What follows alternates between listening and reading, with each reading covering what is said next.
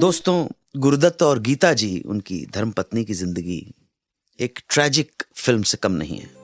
दोनों पॉपुलैरिटी के पीक पर थे। दोनों ने हिंदी सिनेमा में जो मुकाम बनाया वो अविस्मरणीय है, पर उनकी निजी जिंदगी में बहुत दर्द था। अंत बहुत ही दर्द भरा रहा। लव मैरिज थी, लेकिन वैवाहिक जीवन कभी सुखी नहीं हुआ। जल्द ही हालात ने दोनों के रास्ते अलग कर दिए। शादी के कुछ वक्त बाद ही दोनों के जीवन में एक ऐसा मोड़ आया जब दोनों के पास ऐशो आराम की, ऐश्वर्य की सब सुविधाएं थी, लेकिन एक चीज नहीं थी जीवन में, शांति, सुकून। शादी के बाद गीता जी अक्सर कहती थीं कि एक जमाना था मैं बसों में सवार होकर गाने की ट्यूशन के लिए जाया करती थी।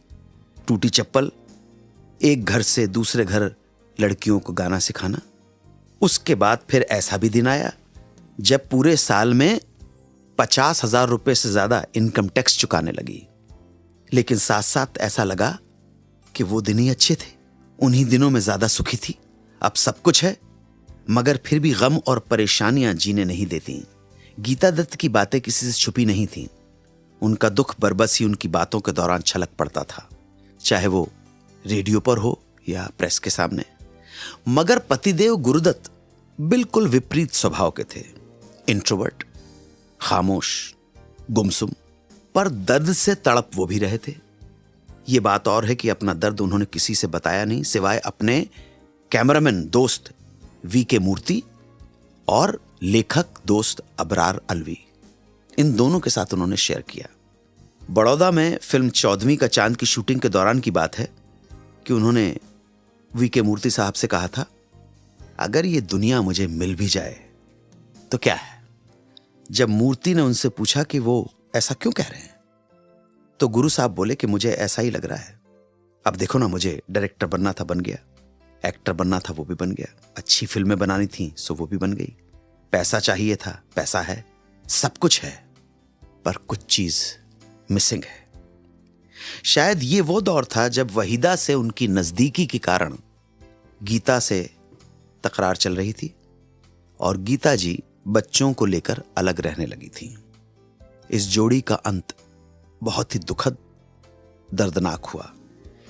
गुरुदत्त साहब ने बहुत कम उम्र में ही हार मान ली जिंदगी से। 10 अक्टूबर 1964 को खुद को खत्म कर डाला।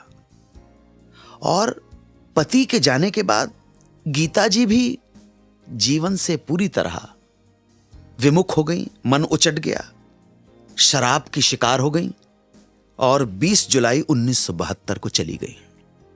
गीता दत्त और गुरुदत्त, बहुत ट्रैजिक एंड हुआ है दोनों का। मैं बताना चाहता हूं कि मुझे मालूम नहीं स्वर्ग क्या है और मुझे यह भी मालूम नहीं नरक क्या है, तो सुनी सुनाई बातें हैं। मुझे तो यह मालूम है कि जीवन क्या है।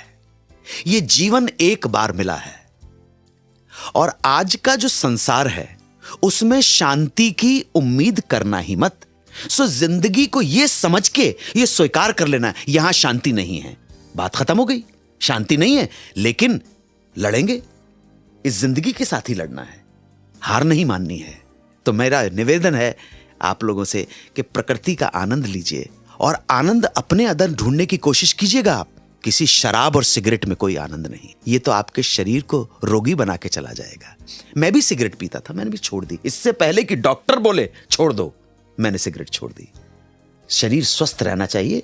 अक्सर ऐसा होता है कि स्वस्थ शरीर के अंदर ही स्वस्थ आत्मा का निवास होता है। कौन थी हिंदी फिल्मों की पहली महिला संगीतकार और कैसे हुई हिंदी फिल्मों में प्लेबैक सिंगिंग की शुरुआत, बताऊंगा थोड़ी ही देर में।